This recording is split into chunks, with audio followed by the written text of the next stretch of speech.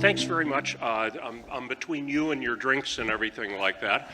One comment on catching delight. One of the things we do in our surveys is we have a question that says, have any of our staff done anything recently to delight you?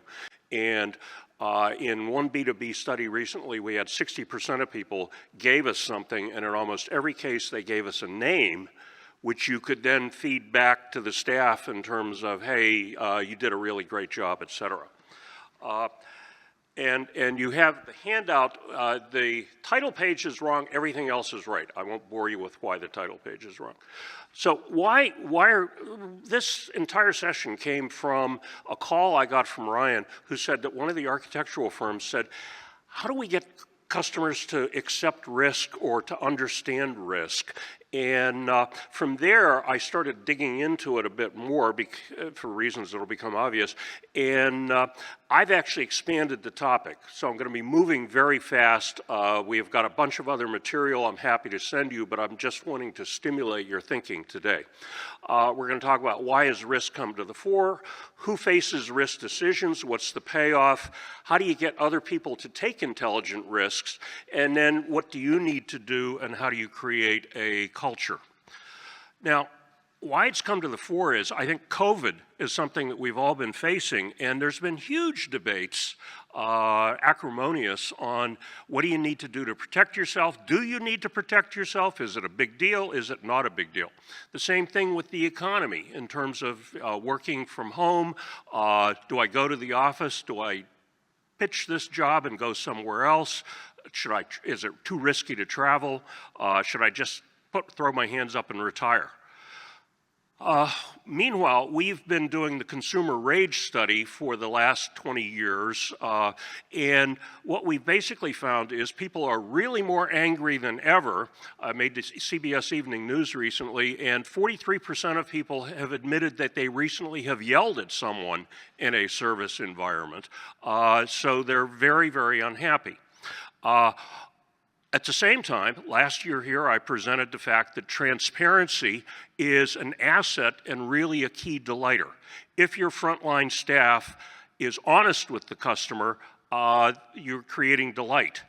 This against the baseline that we have found over the past 40 years that marketing and sales never want to discuss problems, and about 30% of all dissatisfaction is caused by unmet expectations that are things that have been forgotten to have been mentioned by sales.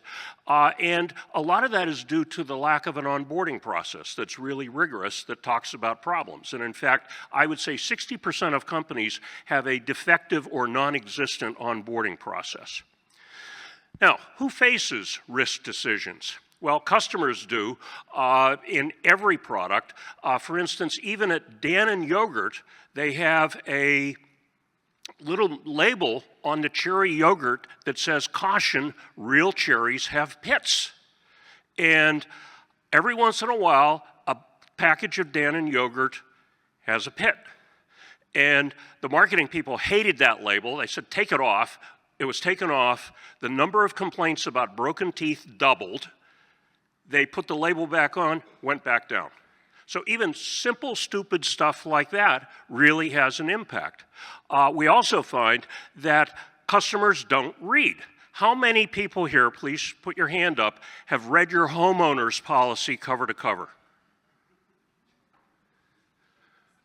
I don't think oh, you need to get a life. But one out of everybody here. Well, do you think your clients read your contracts very carefully? I'm sorry, what we find is at least 30% of professional services companies believe that at least a third of their customers do not read the contracts, which means there are unpleasant surprises. Now, we had one insurance company that in the welcome letter said, welcome to the family. Here are 3 things that you probably don't notice about your policy. And sales and marketing hated that, but the customer would read it and say, oh, I have more jewelry than that. Can I buy a rider? Can I give you more money? So we avoided the problem and generated more revenue by educating the customer. Marketing's big challenge is, are we honest or not? And what we find is that they equivocate in most cases. Employees would like to color outside the line and be honest and innovative, but they're fearful because, gee, if I make a mistake, I get my hand slapped, and oh, there are those guys over in legal and compliance and my supervisor who are going to do bad things to me. So that's the challenge you face. And then clients would like to adopt new products and innovations, but they really want to understand, am I really going to get a benefit from this, or am I going to look stupid at the end of this, and is it going to be a disaster? It goes back to the old thing about nobody ever got fired for hiring IBM. If you build a plain vanilla box, nobody's going to criticize you, but you're also not standing out from the crowd. So what's the payoff of getting it right? Well, if customers understand and accept risk, they really see value and are often delighted. And this goes back to the delight study, that the biggest single delighters are transparency and honesty. If I'm informed of the risk, I'm willing to accept it. What we found at Nissan was that people who said, okay, yeah, I understand what a warranty is, and I understand I'm out of warranty, those people were half as difficult in dealing with when they had a big engine problem out of warranty. The goodwill expenditures were half as much in that situation. People are willing to accept limitations. For satellite internet, what we found was if we just onboarded the person effectively, the ratings were 40 points higher on exactly the same system because their expectations had been properly set. And I'll share the data with you in a couple of minutes. So the point is, transparency creates trust, delight, margins, and higher margins. People will pay more for companies that are honest, and word of mouth. And as a professional services company, most of your new customers come from word of mouth referrals. So I would position CX as a word of mouth management system. So what's the payoff for employees? What we find is employees are more willing to accept empowerment and innovate and make input when they have the flexibility. There's a guy at Claremont College named Paul Zak, and he found that the correlation between flexibility and positive recognition for taking risk, and I love coming to work, is 0.77. It's very, very high. People enjoy trying new things and innovating. For clients, they're willing to try new products and co-create products with you. And for instance, Starbucks had My Starbucks Ideas, and they got 100,000 ideas from customers, and that's where the Frappuccino came from. And what they did was they reinforced with the customers, oh, your idea has been accepted, we're going to pilot test it. Here's where it is. And the customers were actually given input as to exactly where this new product development was. And they would, if you really gave a bunch of interesting ideas, they'd put your picture up on the website. Now, there was one stay-at-home dad who had given over 1,000 ideas, and I'm not sure the kids were being well cared for because he was spending all his time thinking up new things for Starbucks. This is an example of what can happen if you do it right. These are two of the 2023 AIA award winners, and you have buildings. The one on the left is a early development center in Detroit. The other one is Rockefeller University. So the basic point is, if you can get your clients to try things, you can win prizes, and that makes you all look really good. Now, how does one get people to accept risk? First, acknowledge the existence of risk. Avis says, here's the fine print. Mercedes-Benz basically says that the tire is gonna hit a pothole, and so you really ought to buy insurance. Let's talk about when the truck breaks down. At Ryder Logistics, their sales guy says, rent 100 of our trucks and your uptime will be fantastic. But to his credit, the group VP of marketing says, let's talk about when that truck breaks down. What are we going to do? My investment advisor keeps saying, has been saying for 3 years, the correction is coming. And guess what? The correction has now arrived. So you need to then justify the acceptance of risk. Why do we need to take this risk? And what Michelle Buck, the CEO of Hershey's, has done is she said, I want Hershey's to take a bunch of risks, and I'm going to promote people who take risks because we don't want to be left behind. We want to stand out from the crowd.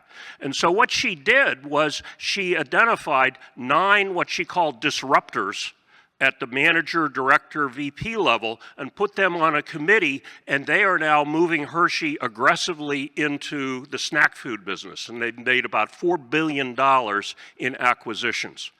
But the fact that these disruptors, and she also calls them pioneers, have been recognized and are being put on the fast track sends a message to the rest of the organization that, hey, you really do want to take risks and ask what's going on. We want our customers to be proud to be our customers. Then you need to quantify the damage versus reward.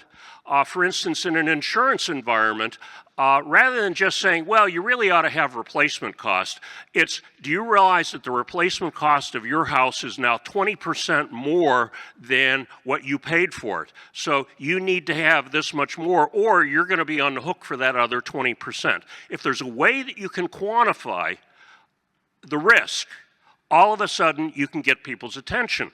And you can also get people to understand how big or how little the risk is. For instance, my wife every once in a while will take Ambien to go to sleep, and she then read an article that said Ambien increases the risk of dementia by 20%. Oh my God. Well, I got the study and I read it. The baseline risk of dementia when you're in your early 60s is about 3% a year. So what that really said was, okay, the risk goes from 3% to 3.6%.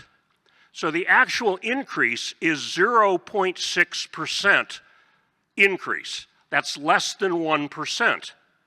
So all of a sudden, oh, okay, I'm willing to accept that risk. So it's basically doing the quantification in a way that the customer can understand.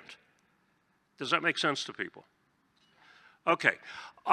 Then I recently, I'm on the board of a condo, and we have crazy residents like everybody else does, and so we have been sued, and our lawyers have said, okay, the client is completely in left field. However, given it's a jury trial, there's a 10% chance we could lose even though absolutely we're right. So again, they are setting expectations appropriately. And what we find is that the big challenge is to give the customer some kind of a number. Now, it's very possible it could be a squishy number, and we've worked with airlines to say, okay, with 500 engine repairs with these symptoms, what percentage of them are going to be cancellations versus an hour delay, et cetera. And one can do that analysis, but it takes a fair amount of analysis. Basic point is, in each of your environments, you need to identify what are the risks that are most prevalent to take place and work to hang some kind of a rough estimate on what that is. You then illustrate the risk via storytelling.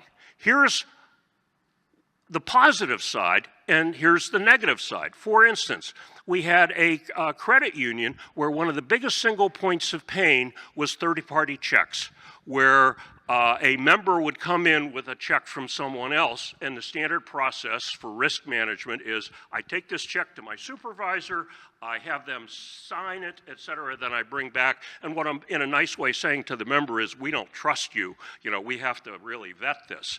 And they knew these members for 10, 15, 20 years. So what we said was, okay, let's let the teller decide, is Mrs. Smith good for it, or do we really need to vet this check? And legal and compliance went crazy. Oh my God, we're going to get taken to the cleaners, bad things are going to happen. And my standard thing, whenever you are suggesting a risk internally is, you're probably right, I'm wrong, humor me, let's try it for a month in two branches, and all you'll be doing is giving me enough rope to hang myself. losses went down, the line moved faster, the members were happier, and the employees were happier. There was nothing. It was a non-event. At which point the lawyer said, well, okay, yeah, I guess you're right. And all of a sudden we could do a lot more empowerment. So basically pilot tests are one of the best approaches. At beautycounter.com, we were suggesting to the outsourcer and beauty counter, let's empower the front line to do delight. You know, we gave them some ideas and then said, you make it up as you go. And this is sort of the approach Southwest Airlines takes. They have a humor manual, but then they say, here's 232 ideas, elaborate on that, have a good time.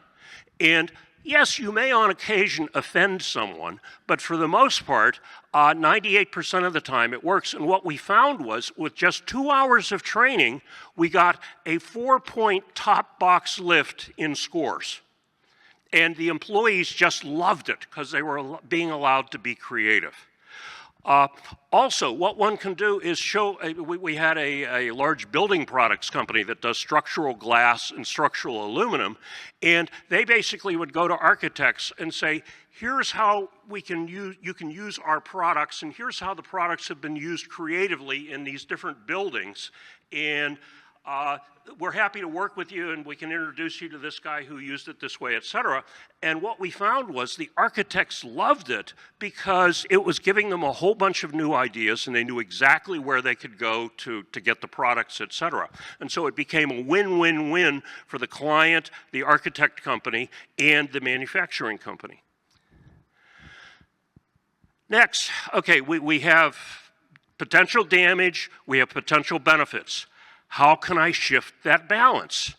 Well, for instance, back to the insurance thing, well, let's have it's expensive, let's have a bigger deductible. Let's limit your loss.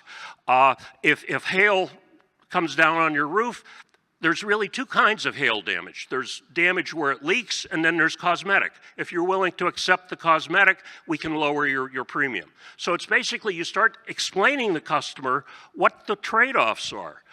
Let's do pilot tests. And at Hershey, they talk about if something doesn't work, it's not a mistake, it's a mistake.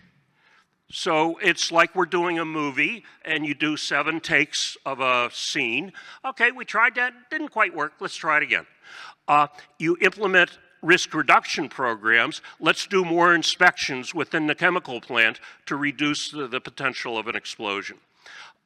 In architects, one of the things you can do is say, hey, we would like to suggest this alternative design. Here's a mock-up of it. Here's what it would look like. And if you want, you could take it to a community group or a focus group and see what their reaction is. The next step is to create a culture of intelligent risk-taking. What one needs to do is include risk-taking and innovation in job descriptions and in the criteria for advancement. That, again, is what Michelle Buck did at Hershey. And you then have to follow through on it. You actually have to reward the people who take risks, even when not everything worked out perfectly. Put the disruptors on important projects, which sends a message, and reward intelligent risks that fail. Stress failing fast. Then convey those skills to evaluate and manage risk, which means everyone needs to be trained on basic quality and continuous improvement. And by the way, I've got an article coming out in the Global Quality Journal suggesting a redefinition of quality, because quality used to be this iron bar is 17 centimeters long, and as long as it's exactly 17 centimeters, it's got perfect quality. I'm suggesting they now redefine that to say it's 17 centimeters long and it was delivered to the customer in a good experience with ease. And the quality profession is freaking out because it's, wait a minute, we can measure stuff, but this idea of emotion and satisfaction, that's not our job. And so we are suggesting that quality is actually, has to be redefined as CX, which is sort of creating some upheaval. Encourage risk quantification and minimization efforts. And then the critical thing is supervisors have to be willing to let the front line take risks. We see supervisors as being the biggest single challenge because they're afraid that if Mr. Jones screws up, they're going to get blamed for it. And so again, everybody has to say, okay, there are mistakes. And again, what Michelle Buck does at Hershey is she positions these as pioneers. When you're out there going in uncharted territory, stuff's going to happen. And so there are going to be mistakes. The other thing we find that works very well and was just sort of alluded to in a couple of the previous presentations is what I call victory sessions, which is that when people have positive events happen, they then sort of talk to other people about it. So basically, in some companies, once a month you go around the room and each person talks about the wackiest situation or toughest environment that you successfully handled or how you delighted someone. And then all of a sudden, 4 things happen. First, you get peer recognition for a job well done. Secondly, you get, here's how you could handle this. Thirdly, you get empowerment. Oh, I didn't know we were really allowed to do that. And then fourth, the next time you have a challenging environment, you say, wow, this would be great to talk about next Thursday if I can come up with a creative solution. And all of a sudden you color outside the lines, have a success, now you have something to brag about. This is an example from my internet service company where basically if we educated people, if they were well onboarded, their ratings on basic operational issues like downtime and speed of system were 40% higher. Now, we didn't change the system at all. It's just basically expectations had been redone. It's like I had a US air pilot a number of years ago who said on a 45-minute flight, we give same-day service. He lowered my expectation. This is word of mouth, again, to convince marketing if you can generate positive word of mouth. This is from financial services. Again, the 2 delighters are transparency and honesty. People who are delighted, 30% more willing to pay more for the product. And a delighted customer actually generates 2 additional customers based on the word of mouth. And a lot of that delight can actually be delivered digitally. What we find is that you can actually send people emails and delight them. It doesn't need to be a face-to-face conversation.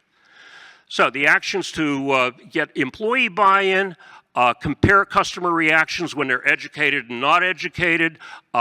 It reduces costs, makes them much easier to do business with, do pilot tests, and establish the need for onboarding. And I have a paper in the handout that you can download that basically makes the point before you can educate somebody, you have to figure out how smart they are in your area already, how much experience, and you have to motivate them to want to be educated.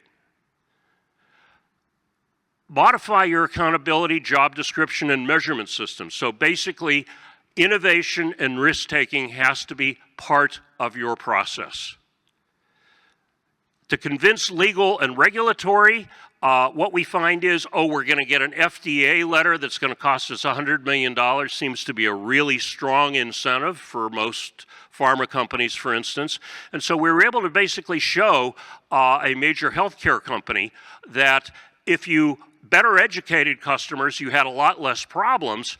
But if they did have a problem, if you effectively handled it, you had no malpractice suits or major insurance claims, versus if you didn't handle it well or you never heard about it because you weren't aggressively soliciting complaints. In this particular case, we had $30 million in payout on malpractice suits. What we find is that the minute that you start showing them, if we don't do the education, here's what it's going to cost us, all of a sudden they decide, well, maybe the education isn't such a bad thing. And the way we couch it is, for each month you don't take action, here's how much it's costing you. So this is, next to the last slide, this is from Jeff Bezos's 2018 letter to shareholders. And what he says is, and again, this is page 2 of a 3-page letter, failure needs to scale. And what he says is, as a company grows, everything needs to scale, including the size of your failed experiments. This shocked analysts, but what he said was, if we're not experimenting, we're not going to move the needle. So, in summary, risk exists. You can't avoid it. Customers appreciate being warned about that risk, especially if you quantify it and give them examples. There are huge implications to loyalty and margins and word of mouth, and the cynics have to be addressed with logic and support and do pilot tests. You know, say, okay, you're probably right, let's try it and see what happens, and fail fast. And then eliminate the fear and reposition risk as pioneering to, and hey, we got to do this or we're going to be left behind and we're not going to stand out from the crowd.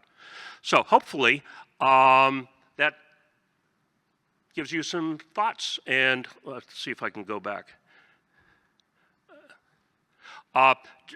Okay, well, I guess this just pops up. I actually brought 2 or 3 copies of my book for the first 2 or 3 people who asked questions, not to bribe you at all, but,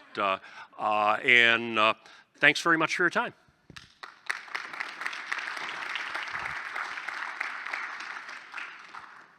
Questions or complaints? We always solicit complaints.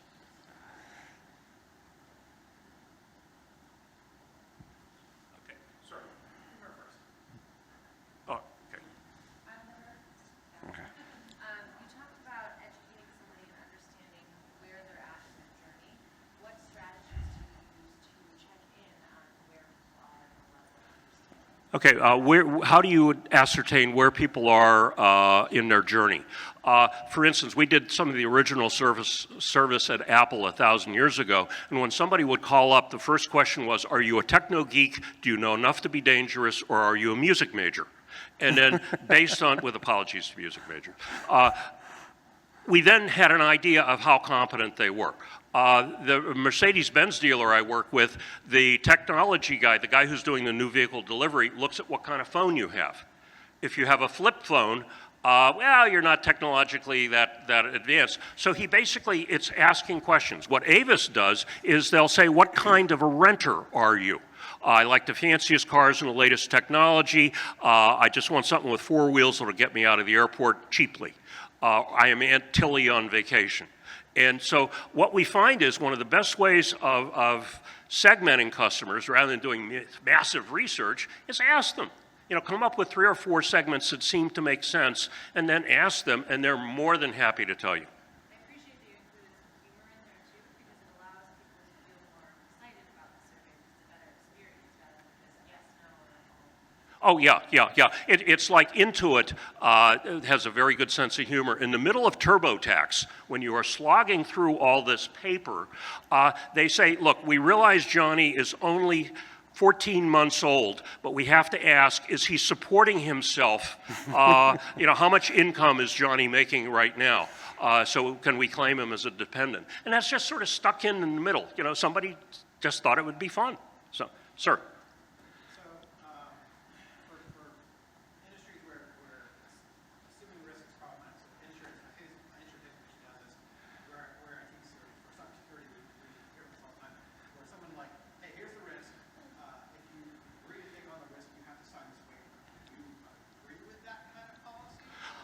Yeah, the question was, in a lot of environments, we have people sign waivers. Truth be known, anytime you sign a contract, there's all that fine print that the lawyers in the room here have put in the back that is having you sign that waiver anyway. The only difference is that what we basically argue is that for the 3 to 5 most prevalent chickens that may actually come home to roost, I would, as the account representative, point to those provisions and say, when you're signing this contract, here's what you're encountering. Or the other thing is you can raise it and then say, here's how you can avoid it. For instance, we were working with a software as a service company that did catastrophe modeling. Normally $1 million to $3 million per copy. They do it for insurance companies. And at our behest, what would happen normally is that the CEO would say, yeah, we want to buy this, and then they'd say, okay, we need this bushel basket of data, and the IT department would freak out and deliver the data badly and incorrectly the first 2 times, which now put the project 6 weeks behind schedule. So in the sales presentation, they now say, okay, to get this project started and build the model, we're going to need a bushel basket of data, and your IT department is going to bitch and moan about it, and you need to tell them to suck it up. And the CEO say, oh, okay, good, yeah, I'll do that. And all of a sudden, that whole problem disappeared because the client was aware of, as we implement, this is going to be the issue. So I would argue, and this goes back to our Delight study, that being upfront in the sales process about here are some implementation issues. It's my Ryder truck, on occasion trucks break down. Here's what we're going to do.